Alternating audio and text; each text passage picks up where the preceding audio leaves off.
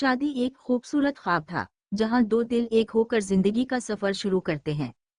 आयशा और अहमद भी इसी ख्वाब के शहर में जकड़े हुए थे, जब उन्होंने मोहब्बत के रंगों से भरी एक नई दुनिया में कदम रखा।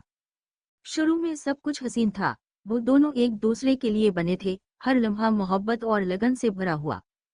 ये एक ऐसा रिश्ता था जहां वफा के वादे थे और साथ निभाने की कस्में। लेकिन वक्त के साथ मोहब्बत की ये चमक मानत पड़ने लगी। अहमद का रवैया धीरे धीरे बदलने लगा और आयशा को महसूस होने लगा कि उनका रिश्ता तन्हाई की तरफ बढ़ रहा है। मोहब्बत, जो कभी उनके रिश्ते की बुनियाद थी, अब एक बोझ बनने लगी थी। अहमद, जो कभी आयशा का सब कुछ था, अब अपने घर वालों के सामने उसे नजरअंदाज करने लगा। वो हर बात में इनकी हाँ में हाँ मिलाता और आयशा की राय को कोई अहमियत ना देता। उसे ऐसा महसूस होने लगा कि जैसे आयशा की कोई अपनी पहचान ही नहीं, उसकी अपनी कोई मर्जी नहीं, बस वो दूसरों के इशारों पर चलने वाली एक गुड़िया है। जिंदगी का सबसे खूबसूरत लम्हा। जब आयशा ने मां बनने की खुशखबरी सुनी, तो उसने सोचा कि शायद ये तब्दीली अहमद को दोबारा उसके करीब ले आएगी, मगर इसकी उम्मीदें टूट गईं। हमल का मुश्किल सफर, जिस्मानी तकालीफ और जज्बाती उतार चढ़ाव, उन सब में उसे अहमद की सबसे ज्यादा जरूरत थी।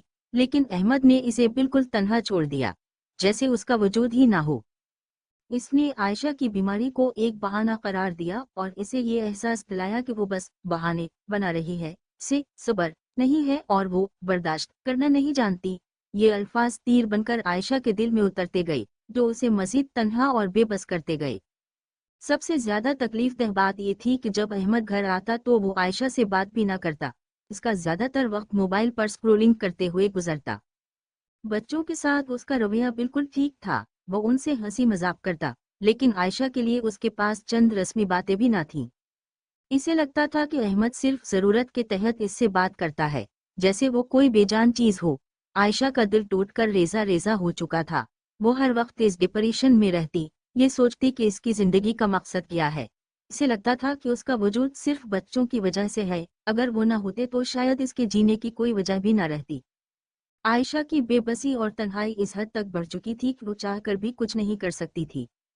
एक औरत, जो वफा के तमाम तकाजे पूरे करती है, मोहब्बत निभाती है, लेकिन जब इसका अपना ही उसे तन्हा छोड़ दे, तो वो क्या करे। वफा करना और मोहब्बत करना अलग बात है, लेकिन उसे निभाना बहुत मुश्किल है। हर कोई इस रिश्ते को इस तरह नहीं निभा सकता, जैसे आयशा ने कोशिश की। अहमद की बेहिस्सी ने इसे ये एहसास दिलाया कि रिश्ता सिर्फ कुर्बत का नाम नहीं, बल्कि इसमें एहतराम, समझबूझ और साथ निभाने का जज्बा भी जरूरी है। खानदान की मदाखलत, जो बज़ाहिर मोहब्बत के नाम पर थी, ने उनके निजी रिश्ते को मजीद खोखला कर दिया। ये कहानी उन तमाम औरतों के लिए है जो खामोशी से तकलीफ सहती हैं, जो मोहब्बत को निभाने की हर मुमकिन कोशिश करती हैं, लेकिन बदले में इन्हें सिर्फ तन्हाई और बेहिस्सी मिलती है।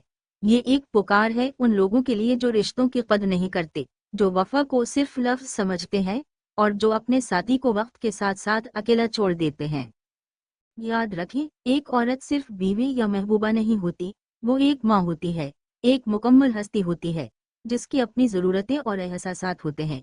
इसकी वफा का एहतराम करें और इसके साथ ऐसे हालात में खड़े हों जब उसे सबसे ज़्यादा ज़रूरत हो।